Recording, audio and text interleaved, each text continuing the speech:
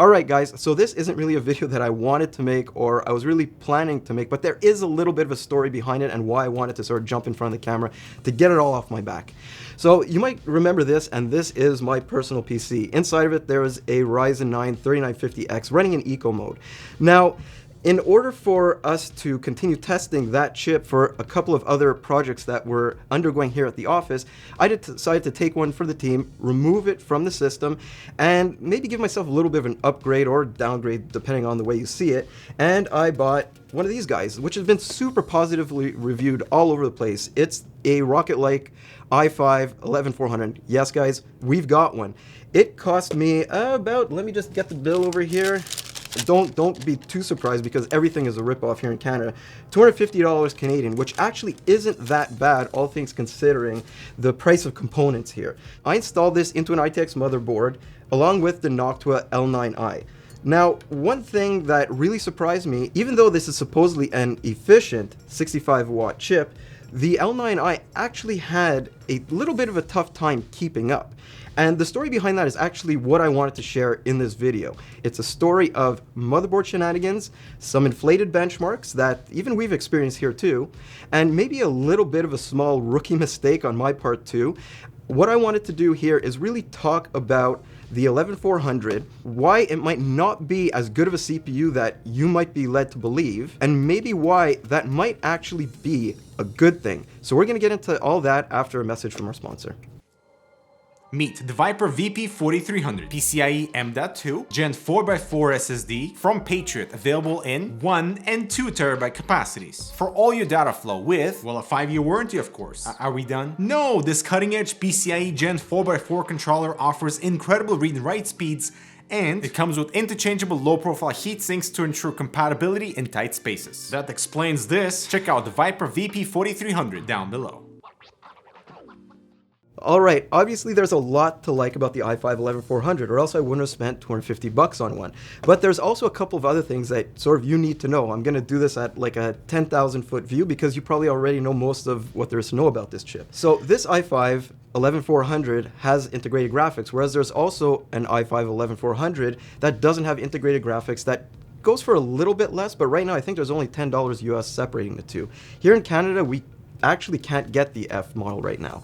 But you also need to know that this is the lowest end chip in Intel's Rocket Lake lineup that doesn't use the old Comet Lake architecture. So everything in the i3 categories and the Pentium categories, those are all still on the older Comet Lake generation. Like the i5-11500 and the i5-11600, this chip also has 6 cores and 12 threads, but it comes in at just around 185 US right now. But you might be asking, okay, great, these are all 6-core, 12-thread chips, so how does Intel differentiate one from the other? And that's simply by limiting clock speeds on the lower end chips. The really interesting thing is right now versus the Ryzen lineup.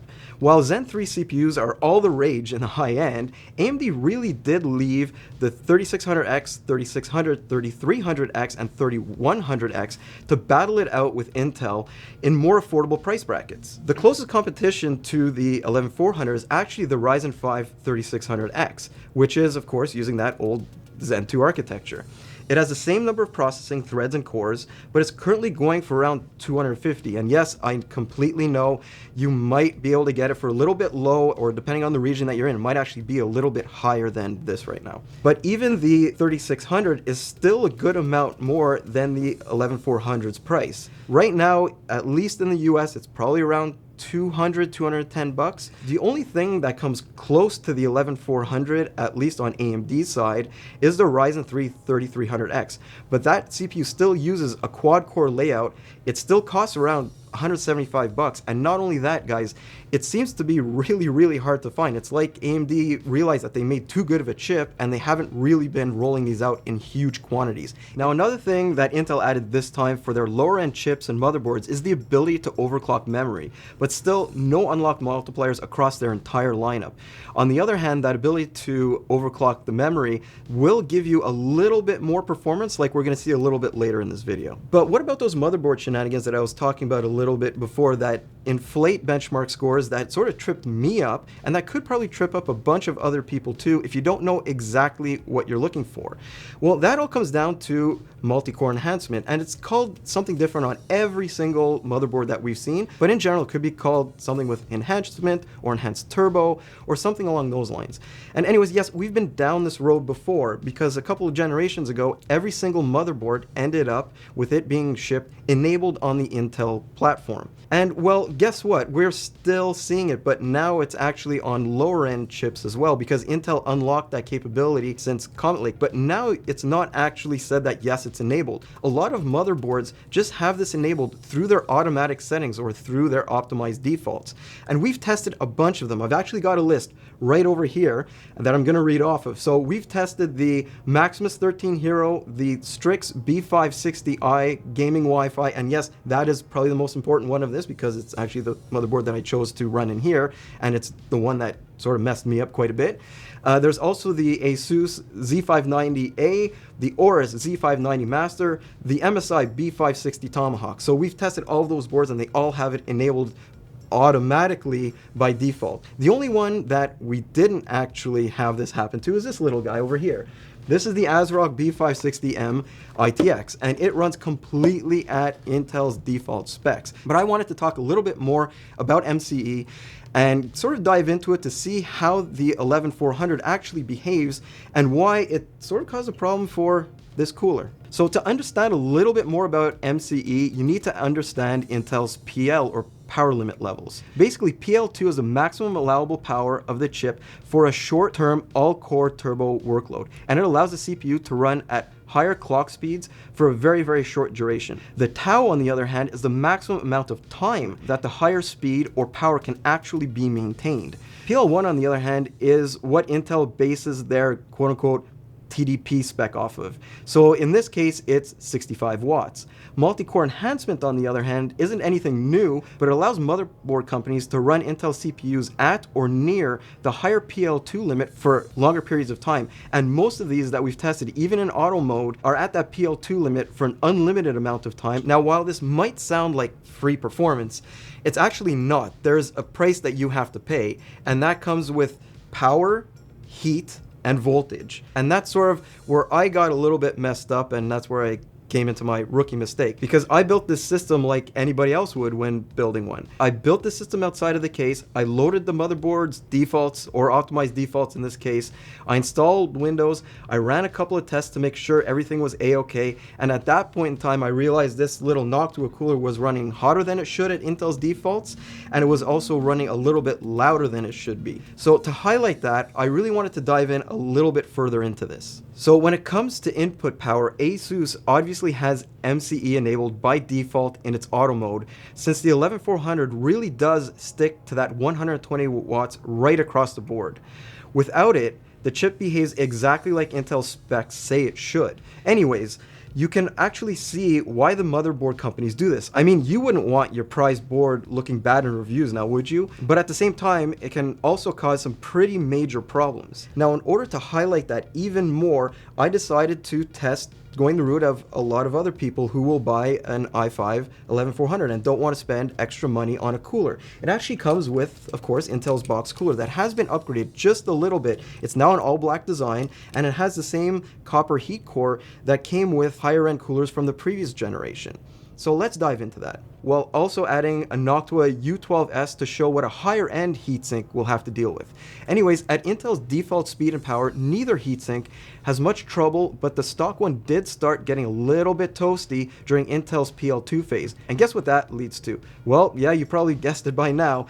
If you want to save a little bit of money and use the stock cooler, you might be in for a nasty surprise if you run at your motherboard's default settings, or what we were talking about before, those auto settings.